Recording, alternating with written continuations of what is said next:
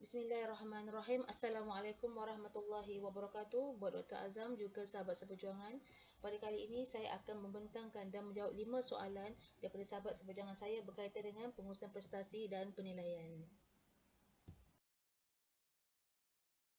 Soalan 1. Apakah tindakan yang boleh diambil oleh majikan jika pekerja bawahan tidak boleh menerima kritikan atau teguran daripada pihak majikan? Tindakan majikan kepada pekerja yang tidak menerima teguran. Pengenalan berhadapan dengan pekerja yang bermasalah merupakan perkara yang sering berlaku dalam mana-mana organisasi. Sebagai penyelia memang bermasalah jika berhadapan dengan pekerja bermasalah apalagi tidak menerima teguran dari majikan, di mana tindakan ini boleh memberi tekanan kepada organisasi. Jika perkara ini tidak dapat diatasi, maka organisasi akan kehilangan pekerja yang komited dengan tugas mereka. Terdapat beberapa cara bagi menangani masalah ini. Antaranya ialah: pertama, berbincang dan bersemuka dengan pekerja. Lakukan perbincangan secara bersemuka dan mencari punca yang menyebabkan individu melakukan perkara yang tidak sepatutnya sehingga tidak menerima teguran dari pihak majikan.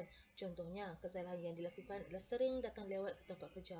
Apakah perkara utama yang menyebabkan mereka melakukan kesalahan tersebut? Mulakan perbualan atau perbincangan secara persendirian agar dapat menyelami hati isi pekerja secara lembut.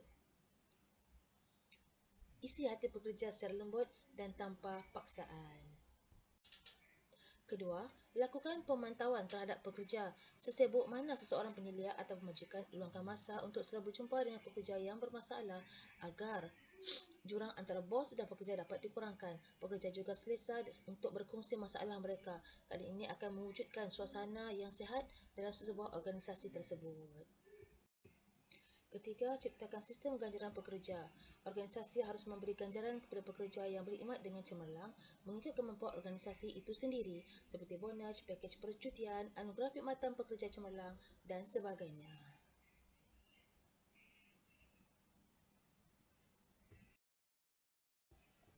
Keempat, sediakan suasana kerja yang santai. Elakkan memberi tekanan kepada pekerja untuk melakukan tugasan yang diberikan. Beri ruang dan waktu untuk mereka melaksanakan tugasan yang diberikan sebelum ini terlebih dahulu. Atau jika tugasan itu penting, maka beri kelonggaran kepada mereka untuk menangguhkan dahulu tugasan yang sebelumnya. Kemungkinan majikan harus melakukan ice breaking sebelum melakukan kerja. Dan akhir sekali yang kelima, sediakan ruang kenaikan pangkat ataupun gaji kepada pekerja. Kaedah ini merupakan reward dan salah satu kaedah yang digunakan bagi organisasi untuk mengelakkan pekerja yang cemerlang berpindah ke syarikat yang lain yang lebih menawarkan gaji lebih tinggi kepada mereka. Para pekerja akan lebih bersemangat untuk melaksanakan tugasan mereka jika ada reward yang sedang menanti mereka. Selain secara tidak langsung, persaingan sihat akan wujud dalam organisasi. Soalan 2. Bagaimana majikan menangani pekerja yang tidak puas hati atau tidak menerima markah prestasi yang diberikan oleh penyelia? Cara menangani pekerja penilaian prestasi rendah. Pengenalan. Bagaimana pihak pengurusan menghadapi kerana pekerja yang tidak berpuas hati dengan penilaian prestasi yang rendah. Pihak pengurus juga harus kembali kepada cara menangani pekerja bermasalah. Pekerja yang bermasalah merupakan punca kepada rendahnya markah penilaian prestasi seseorang. Berbincang dan bersemuka dengan pekerja. Buat perbincangan secara bersemuka dengan individu tersebut dan cari punca perkara yang menyebabkan individu tersebut tidak mencapai KPI atau terlibat dengan masalah disiplin sehingga memperolehi penilaian prestasi yang rendah. Sistem ganjaran pekerja. Berikan ganjaran untuk pekerja yang berkhidmat dengan cemerlang seperti memberi bonus, anugerah khidmatan cemerlang ataupun paket percutian. Sistem ganjaran ini secara tidak langsung akan memberikan semangat kepada pekerja untuk memberikan hasil kerja yang terbaik dan semua ini dapat membentuk disiplin mereka. Ketiga, kaunseling dan mendisiplinkan pekerja. Setengah tempat kerja menawarkan perkhidmatan kaunseling kepada para pekerja yang bermasalah juga yang menimbulkan masalah. Keempat, sesi pertemuan. Penilai meminta orang lain, misalnya pegawai yang sesuai supaya mengikuti kita bertemu dengan pekerja yang bermasalah. Seterusnya, yang kelima, ambil langkah pembetulan. Jika pekerja bermasalah enggan memperbaiki diri dan kerja mereka selepas sesi kaunseling, ambillah tindakan disiplin secara berperingkat. Buat pemantauan terhadap pekerja.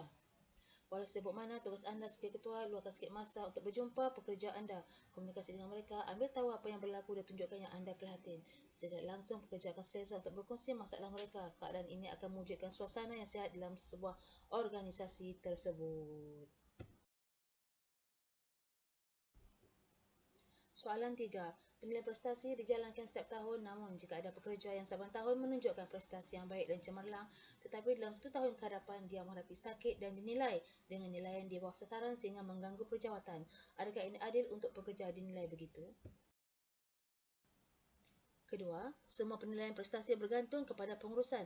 Majikan yang baik dan peka masalah pekerja juga majikan yang mempunyai sikap sebaliknya, ianya bergantung pada situasi dan iklim budaya sesuatu organisasi. Contohnya, negara mengalami pandemik dan semua penilai juga majikan mengalami permasalahan yang sama, iaitu melakukan penilaian prestasi. Sebaliknya, kilang ditutup dan semua pekerja dicutikan. Mustahil pihak pengurusan akan meletakkan nilai bawah 60 mata kerana apa yang berlaku bukan salah pekerja. Soalan keempat, sejauh manakah majikan mempercayai penyelia melakukan penyeliaan terhadap orang bawahan? Kepercayaan majikan terhadap penyelia. Majikan akan mempercayai penyelia berdasarkan integriti seorang penyelia tersebut. Integriti merujuk kepada sifat jujur dan telus dalam menjaga nama baik daripada melakukan sebarang bentuk penyelewengan. Jika seorang penyelia yang tiada kesedaran integriti dalam dirinya, pasti akan menganggap segala perlakuan dan tingkah lakunya tidak salah dari sudut etika kerja. Walhal sebenarnya, ia akan menjejaskan reputasi diri sendiri dan organisasi. Terdapat beberapa konsep utama dalam integriti, iaitu integriti ini merupakan satu kepercayaan terhadap komitmen dan kemampuan seseorang untuk memelihara moral diri tanpa sebarang kompromi.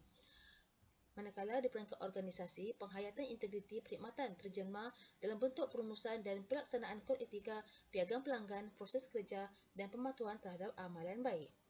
Integriti juga menerangkan elemen tingkah laku pekerja dan kelayakan yang melibatkan urusan yang adil, kejujuran dan kebolehpercayaan di tempat kerja. Selain itu, pada peringkat individu pula, penghayatan konsep integriti seperti seseorang kaki tangan perlu menunjukkan keselarasan di antara apa yang dikatakan dengan apa yang dilakukan, bertindak menurut prinsip moral, etika dan undang-undang, mengutamakan kepentingan umum melebihi kehendak dirinya sendiri dan melakukan kerja dengan kualiti yang bermutu dan tepat. Integriti boleh difahami sebagai nadi utama kepada pencapaian hasil kerja berkualiti yang dipertanggungjawabkan kepada seorang individu atau organisasi dengan berlandaskan ciri-ciri kerja bersepadu dan menyeluruh. Integriti perlu dilihat sebagai satu komitmen terhadap prinsip moral yang tinggi dalam memikul dan menjalankan suatu tugas sama ada pada peringkat individu ataupun organisasi. Soalan 5. Seorang pemimpin seharusnya mengenali tingkah laku pekerjanya dalam pemberian kerja seterusnya, pemberian prestasi. Akan tetapi, setiap manusia ada kelebihan lebih dari bidang tertentu dan kelemahan lebih bidang tertentu. Bagaimana membuat penilaian yang adil jika hanya menggunakan satu instrumen sahaja? Bolehkah penilaian menggunakan semua alat contoh esei dan temu bual sekali? Bagaimana membuat penilaian yang adil jika hanya menggunakan satu instrumen sahaja? Bolehkah penilaian menggunakan semua alat contohnya esei dan temu bual sekali? Okey, baiklah. Penilaian prestasi merupakan proses penilaian sistematik yang dilakukan secara berkala terhadap pencapaian pekerja yang dibandingkan dengan sasaran yang telah pun ditetapkan. Ia juga merupakan satu proses untuk menentukan dan menyampaikan kepada pekerja tahap prestasi mereka secara idealnya, membentuk perancangan untuk penambahbaikan. Penilaian prestasi yang adil bergantung pada pengurusan suatu organisasi. Sekiranya organisasi hanya menggunakan satu instrumen sahaja ketika melakukan penilaian prestasi, maka semua pekerja dan staf harus akur dengan cara berikut kerana ianya telah dipersetujui oleh ahli lembaga syarikat misalnya. Penilaian prestasi juga boleh dilakukan dengan menggabungkan 2 atau 3 instrumen sekali mengikut kesesuaian organisasi. Dapat dilihat suasana persekitaran sekolah di mana pihak pentadbir sekolah bukan sahaja membuat laporan berkaitan penilaian prestasi seorang guru, namun terdapat beberapa cara lain yang turut digunakan ketika melakukan penilaian prestasi. Misalnya melakukan pemantauan dari jauh ketika guru sedang mengajar, pemantauan dapat dilihat pada peningkatan akademik murid dan sebagainya.